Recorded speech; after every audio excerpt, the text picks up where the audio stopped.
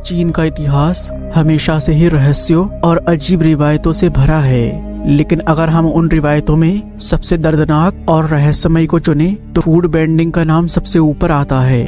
अगर हम उस वक्त को इमेजिन करें, 10वीं सदी का दौर था, दरबारों में संगीत गूंज रहा था, अमीर घरानों में शान और शौकत का दौर था और समाज में खूबसूरती को सबसे बड़ा दर्जा दिया जाता था। इसी चाह ने जन्म दिया एक ऐसी प्रथा को जिसने सदियों तक लाखों औरतों की जिंदगी बदल दी।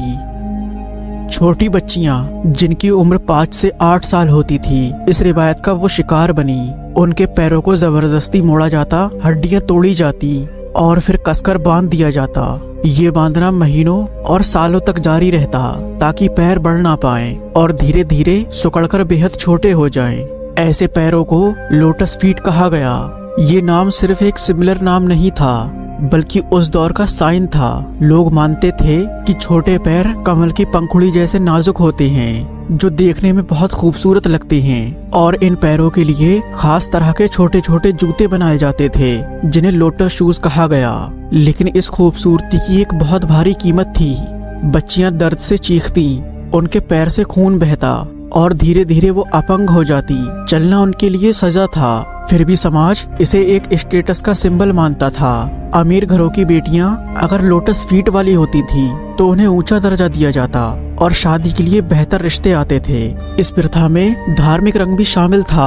पैर बांधने से पहले लोग टैनी फूडेड मैटन गॉडेस और बौद्ध देवी को दुआएं और नजराने पेश करते थे। उनका विश्वास था कि देवी की कृपा से बच्ची का भविष्य उज्जवल होगा। धीरे धीरे ये रिवायत पूरे चीन में फैल गई। अमीर घराने इसे अपनी शान मानते थे और गरीब घराने इसे अपनाने की कोशिश करते थे ताकि उनकी बेटियां भी समाज में ऊंचा दर्जा पा सकें। लेकिन असलियत ये थी कि ये प्रथा औरतों को दर्द और कैद की जिंदगी देती थी। हर लड़की के लिए ये एक मजबूरी बन गई थी। अगर किसी लड़की के पैर बांधे जाते तो उसे शादी के लिए अच्छा रिश्ता मिलता था। समाज ने इसे इतनी गहराई से अपना लिया था कि ये एक तरह से औरतों की पहचान बन गई। जिस भी घराने की लड़कियों के पैर ऐसे होते, उन्हें समाज में एक अलग दर्जा दिया जाता था। लेकिन इस ऊंचे दर्जे के पीछे छिपाता एक दर्द और अपंगता। जिन औरतों के पैर बांधे जाते वो ठीक से चल नहीं पाती थी। उनके पैरों में हमेशा दर्द और अजीब सी बेचैनी रहती थी। उनके लिए सीढ़ियां चढ़ना, लंबा सफर तय करना और खेतों में काम करना लगभग नामुमकिन था। इतिहासकार लिखते हैं, लोटस फीट वाली औरतें अक्सर अपने पैरों को छुपा कर रखती थीं। उनके लिए खास तरह के छोटे जूते बनाए जाते थे जिन्हें लोटस शूज कहा गया। ये शूज 5 इंच या 5.5 इंच लंबाई के होते थे और इनकी चौड़ाई 2 इंच से भी कम होती थी, यानी इतने छोटे कि आसानी से हथेली में समा जाएं। हर जोड़ी जूते को सजाने में महीनों लगते। औरतें खुद इन्हें अपने हाथों से बनाती, लेकिन असलियत ये थी कि इन जूतों के अंदर छिपे पैर हमेशा दर्द और तकलीफ में रहते थे। इस प्रथा का असर सिर्फ जिस्मानी नहीं था बल्कि मानसिक भी था। औरतें खुद को समाज की कैद महसूस करती थीं। उन्हें लगता था कि उनकी जिंदगी का मकसद सिर्फ दूसरों को खूबसूरती दिखाना है। उनके सपने, उनकी आजादी, सब कुछ इस रिवायत के बोझ के तले दब गया था। चीन की ये प्रथा 10, 20 या 50 सालों तक नहीं थी, बल्कि ये प्रथा लगभग 1000 साल तक चली। 19वीं सदी के आखिरी दौर में हालात बदलने लगे।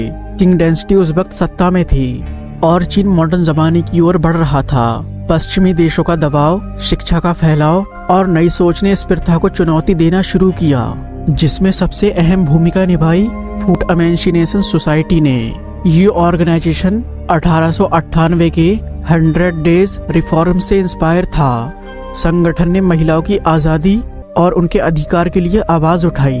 उन्होंने कहा कि लोटस फीट और लोटस शूज सिर्फ औरतों को कैद और दर्द देते हैं और ये प्रथा चीन को पीछे धकेल रही है। और वहाँ की सरकार ने धीरे धीरे इस सोच को अपनाया। साल 1902 में सरकार ने ये आधिकारिक आदेश दिया कि फूड बेंडिंग को रोका जाए। हालांकि समाज में ये प्रथा इतनी गहरी थी कि लोग इसे तुरंत छोड़ने को तैयार नहीं थे और कुछ जगहों पर लोग इसे छुपकर अपनाते रहे।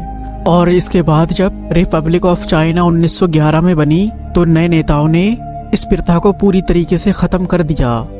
इतिहासकार लिखते हैं कि फूड वेंडिंग एक सेल्फ कन्फोर्सिंग कन्वेंशन थी, यानी शादी और समाज की उम्मीदों ने इसे बनाए रखा। लेकिन जब सरकार, सुधारक और समाज ने इसे मिलकर चुनौती दी तो ये प्रथा एक ही पीढ़ी में लगभग खत्म हो गई। आज फूड वेंडिंग को इतिहास की सबसे दर्दनाक और रहस्यमयी प्रथाओं में गिना जाता है।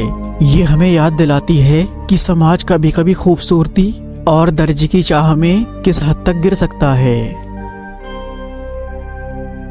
दोस्तों, उम्मीद है आपको ये वीडियो जरूर पसंद आई होगी।